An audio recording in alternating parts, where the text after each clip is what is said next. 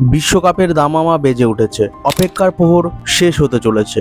আর মাত্র কয়েক ঘন্টা পরই যুক্তরাষ্ট্র, কানাডা ও মেক্সিকোর মাটিতে শুরু হবে ফুটবলের সবচেয়ে বড় উৎসব, ফিফা বিশ্বকাপ 2026। বিশ্বজুড়ে এখন একটাই আলোচনা, কে জিতবে বিশ্বকাপ। আর সেই আলোচনার কেন্দ্রবিন্দুতে বরাবরের মতোই রয়েছে দক্ষিণ আমেরিকার দুই ফুটবল দেশ, আর্জেন্টিনা ও ব্রাজিল। একদিকে বর্তমান বিশ্ব চ্যাম্পিয়ন আর্জেন্টিনা, যাদের দলগত বোঝাপড়া ও ভারসাম্য অসাধারণ। অন্যদিকে ব্রাজিল, যাদের স্কোয়াডে রয়েছে অভিজ্ঞতা, গতি এবং বিস্ফোরক আক্রমণ ভাগের সমন্বয়। তাহলে গোলপোস্টের নিচ থেকে শুরু করে আক্রমণ ভাগ পর্যন্ত কোন বিভাগে কে এগিয়ে, চলুন দেখে নেওয়া যাক। আর্জেন্টিনার এমিলিয়ানো মার্তিনেজ এবং ব্রাজিলের আলিসন বেকার দুজনই আধুনিক ফুটবলের সেরা গোলরক্ষকদের কাতারে রয়েছেন। মার্টিনেজ বড় মঞ্চের খেলোয়াড়, চাপের মুহূর্তে তিনি যেন আরও দৃঢ় হয়ে ওঠেন।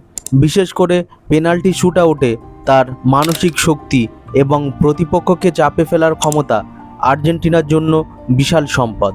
2022 বিশ্বকাপে তার একাধিক গুরুত্বপূর্ণ সেভ আর্জেন্টিনাকে শিরোপার পথে এগিয়ে নিয়েছিল।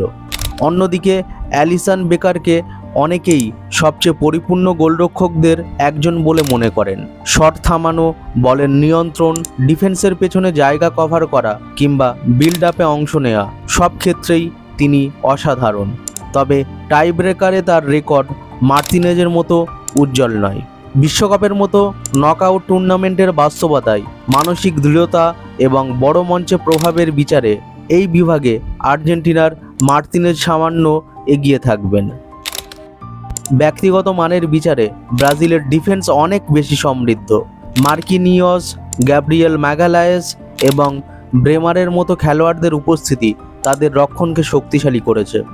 বিশেষ করে গ্যাব্রিয়েলের সাম্প্রতিক পারফরমেন্স তাকে বিশ্বের অন্যতম নির্ভরযোগ্য সেন্টার ব্যাকে পরিণত করেছে। তবে ফুলব্যাক পজিশনে ব্রাজিলের কিছুটা দুর্বলতা রয়েছে। আর্জেন্টিনার রক্ষণভাগের সবচেয়ে বড় শক্তি হলো অভিজ্ঞতা এবং দলগত সমন্বয়। ক্রিশ্চিয়ান রোমেরো ও নিকোলাস ওটামেন্দি জানেন কিভাবে বড় ম্যাচে দায়িত্ব নিতে হয়। যদিও বিকল্পের অভাব এবং কয়েকজনের বয়স আর্জেন্টিনার জন্য চিন্তার কারণ হতে পারে, সব কিছু বিবেচনায় রক্ষণভাগে ব্রাজিলকে সামান্য এগিয়ে রাখাই যুক্তিযুক্ত।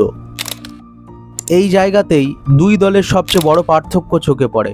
এনজো ফার্নান্ডেজ, অ্যালেক্সিস ম্যাকঅ্যালিস্টার এবং রড্রিগো ডি পলের সমন্বয়ে আর্জেন্টিনার মাঝমাঠ অত্যন্ত ভারসাম্যপূর্ণ। এনজোর পাসিং, ম্যাকঅ্যালিস্টারের বুদ্ধিদীপ্তি অবস্থান নেওয়া এবং ডি পলের নিরলস পরিশ্রম সব মিলিয়ে এই ত্রয়ী দলটিকে নিয়ন্ত্রণ এনে দেয়। অন্যদিকে ব্রাজিলের মিডফিল্ডে ব্রুনো গুইমারেস, ক্যাসেমিরো এবং লুকাস প্যাকেতার মতো প্রতিভাবান ফুটবলার থাকলেও ধারাবাহিকতা এবং পারস্পরিক বোঝাপড়া নিয়ে কিছু প্রশ্ন থেকেই যায়। তাই মাঝমাঠের লড়াইয়ে আর্জেন্টিনাই স্পষ্টভাবে এগিয়ে থাকবে। ব্রাজিল ও আর্জেন্টিনার ফুটবল মানেই আক্রমণের রোমাঞ্চ। ব্রাজিলের হাতে রয়েছে Vinicius Junior, Raphinha, Neymar, Gabriel Martinelli, Endrick এবং ম্যাথিউস কুনিয়ার মতো প্রতিভাবান আক্রমণ ভাগ। গতি, ড্রিবলিং, সৃষ্টিশীলতা এবং বেঞ্চের গভীরতা সব দিক থেকেই তারা সমৃদ্ধ। অন্যদিকে আর্জেন্টিনার আক্রমণের কেন্দ্রবিন্দু লিওনেল মেসি, তাকে ঘিরেই গড়ে ওঠে দলের অধিকাংশ আক্রমণ। হুলিয়ান আলভারেজের কর্মক্ষমতা এবং লতারো মার্তিনেজের ফিনিশিং ক্ষমতা আর্জেন্টিনাকে বাড়তি শক্তি দেয়। তবে আর্জেন্টিনার তুলনায় ব্রাজিলের আক্রমণ ভাগে বিকল্পের সংখ্যা বেশি, ফলে ম্যাচের পরিস্থিতি বদলানোর মতো অস্ত্রও তাদের হাতে বেশি রয়েছে। সবশেষে কাগজে কলমে দুই দলের শক্তির পাল্লা প্রায় সমান। তবে বিশ্বকাপের আসল সৌন্দর্য এখানেই, পরিসংখ্যান কিংবা পূর্বাভাস নয়। শেষ পর্যন্ত মাঠের পারফরমেন্সই নির্ধারণ করবে কে উঠবে বিশ্বের শ্রেষ্ঠত্বের মঞ্চে। তাহলে আপনার মতে 2026 বিশ্বকাপে আর্জেন্টিনা নাকি ব্রাজিল, কার হাতে উঠতে পারে সোনালি ট্রফি? কমেন্ট করে জানাতে ভুলবেন না। এখনকার মতো এখানেই শেষ করছি, দেখা হবে পরের গুরুত্বপূর্ণ ভিডিওতে। ভালো থাকবেন।